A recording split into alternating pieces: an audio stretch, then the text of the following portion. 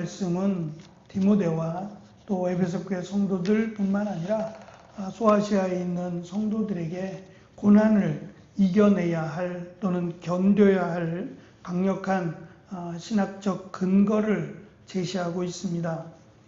먼저 8절의 말씀은 예수 그리스도를 깊이 기억하라는 명령입니다. 묵상하라고 번역이 됐는데 기억하라라고 하는 명령입니다. 이것은 어찌 보면 조금 강한 듯한, 그러니까 기억하지 못하기 때문에 지금 이렇게 혼란스럽고 근심하고 걱정한다라고 하는 강한 책망이기도 하고, 또 한편으로는 위로이기도 합니다. 어떤 면에서 사실 디모데를 이 에베소 교회 또는 자신과 같은 이 일을 감당하고자 맡겼다는 것은 자신도 알다시피 결코 쉬운 일이 아닙니다. 사도 바울의 수십 년간 주의 일을 위해서 섬기고 봉사하며 충성했던 이 일은 사도 바울의 입장에서 자신이 원했던 일이 아니라 하나님께서 원하셨던 일이고 이것이 축복임을 사도 바울은 압니다. 다만 이 일이 당시 1세기 상황 속에서 정말 목숨을 걸어야 되는, 그리고 예수 그리스도의 부활을 믿지 않고는 감당할 수 없는 일이기 때문에 이것이 강한 책망이기도 하면서 또한 사랑의 위로이기도 합니다. 이것을 모르고는, 이것을 기억하지 않고는 그 어떠한 고난도 감당할 수 없다라고 하는 그러한 단호한 말씀이기도 합니다. 또 이어지는 말씀에서 그분은 다윗의 후손이지만 또 부활하셨다, 죽은 자들 가운데서 부활하셨다라는 것을 가르쳐 줍니다. 어찌 보면 복음에 대한 ABC라고 할 수 있는 아주 기본적인, 정말 처음 예수 그리스도에 대해서 복음의 진리를 배우는 아주 기초 단계라고 할 수 있는데, 이것을 다시 언급함으로 가장 중요하고 가장 단순하고 가장 기본적인 사실을 기억해야만 한다라고 강조합니다. 당시 헬라어라고 하는 것은 물론 로마가 세계를 정복하기 이전에 이미 그리스라고 하는 문화가 헬라어를 사용을 했습니다. 그리고 로마도 나중에 가서 이제 라틴어로 바뀝니다만 로마도 그 헬라어를 사용하게 됩니다. 왜냐하면 로마라고 하는 나라 자체가 해적들이었어요. 그러니까 자신들은 대단한 것처럼 자신들의 문화를 강조하지만 실제로 로마의 문화는 없습니다. 로마는 그리스의 문화를 그대로 답습했고 그 위에 자신들이 조금 손을 댄 것이 전부였지, 실제로 로마는 해적들과 다름이 없습니다. 어찌됐든 이 헬라어라고 하는 이 단어가, 이 언어가 꽤 오래된 언어이긴 하지만 실제로는 언어가 다듬어지고 고급화되지 못하고 사라져버립니다. 무슨 말씀이냐면 지금 예수 그리스도께서 다윗의 후손으로 죽은 자 가운데서 부활하셨습니다 라고 하는 이 우리가 지금 보고 있는 부활하셨습니다 라고 하는 것은 과거이고, 또한 헬라어에는 단순 과거라는 게 있는데 이것은 단회적입니다. 한 번 일어나는 사건입니다. 예수 그리스도는 한 번 죽으셨고 부활하셨습니다. 맞습니다. 하지만 여기서 지금 사도 바울이 강조하는 이 단어는 단순 과거가 아니라 분사 완료형, 다시 말하면 ing를 쓰고 있는 겁니다. 다시 풀어보자면 계속 부활하고 있다는 겁니다. 그게 말이 안 되니까 지금 부활하셨습니다 라고 과거로 쓴 거예요. 완성되지 못한, 다듬어되지 못한 지금의 영어나 지금의 우리가 쓰는 한글이나 굉장히 다듬어진 언어입니다. 오랜 시간 동안에 걸쳐서 다듬어진 언어입니다. 근데 헬라어는 다듬어질 시간이 없었어요.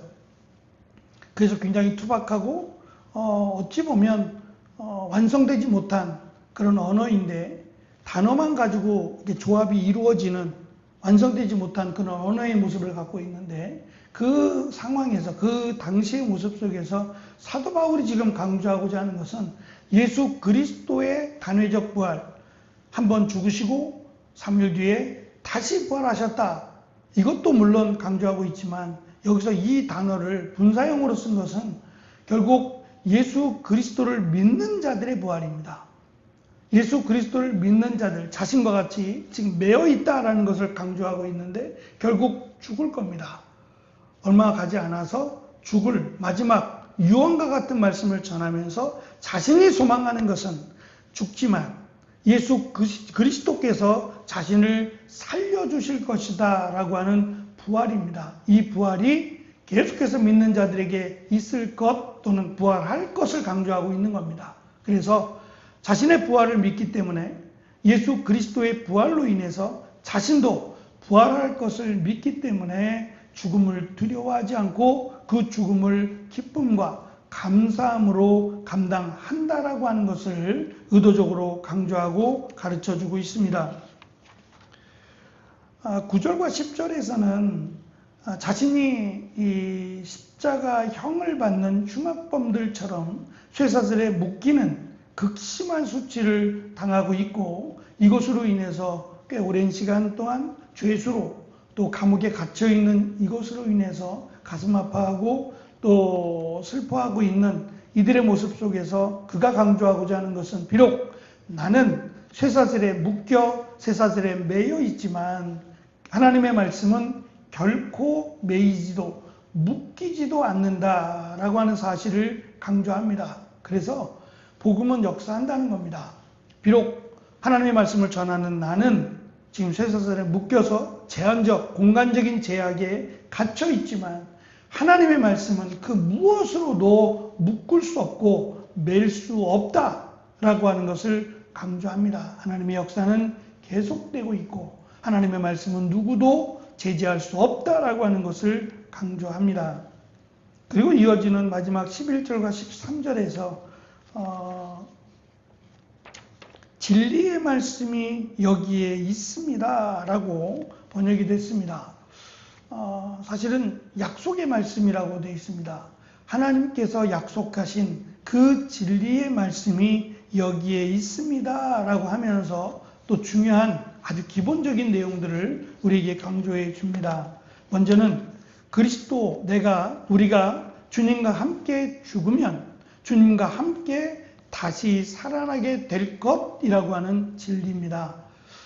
이것이 바로 앞에서 설명했던 굳이 부활할 것, 부활하고 있다라고 하는 이 진행형이라고 하는 용법을 사용한 이유이기도 합니다. 또한 우리가 계속 참으면 마지막 주님께서 다시 오시는 그날에 우리가 왕노릇하게 될 것입니다 라고 강조하고 반대로 우리가 주님을 모른다고 하면 주님이 다시 오실 때에 우리를 모른다라고 하실 것을 강조합니다. 그리고 마지막 가장 중요하다 여겨질 수 있는 우리가 신실하지 못할 때에도 충성스럽지 못하고 때로는 우리의 믿음이 흔들릴 그때에도 주님은 신실하게 진실하게 우리를 붙들어 주신다라고 하는 사실. 그래서 성령께서 말할 수 없는 탄식으로 우리를 위해서 기도하신다라고 하신 것은 우리가 부족하기 때문에 연약하기 때문에 사실은 우리가 행했던 일들 그 일들에 비례해서 우리의 믿음을 평가하신다면 형편없이 부족합니다. 그리고 그것으로는 사실 구원받을 수 없어요. 흔들리고 때로는 연약하고 넘어지고 깨지는 그 모습대로라면 우리는 구원받기에 참 부족한 사람들입니다.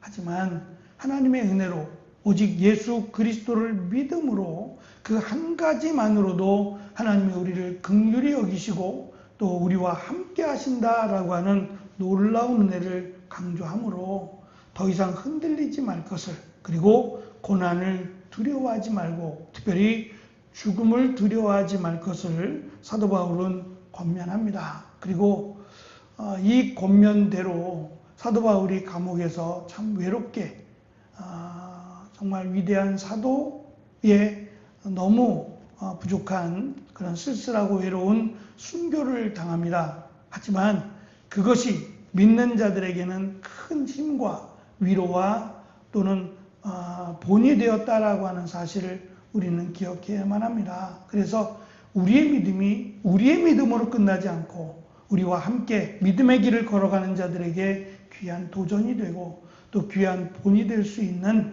귀한 은혜가 있도록, 그리고 지금 사도 바울이 디모데와 에베소 교회 성도들을 권면하는 것처럼 우리는 끊임없이 이 진리의 말씀들을 권면하고 또 진리의 말씀들을 기억할 수 있도록, 이 말씀을 붙들고 믿음의 길을 걸어갈 수 있도록 우리가 힘써야 되리라고 생각합니다.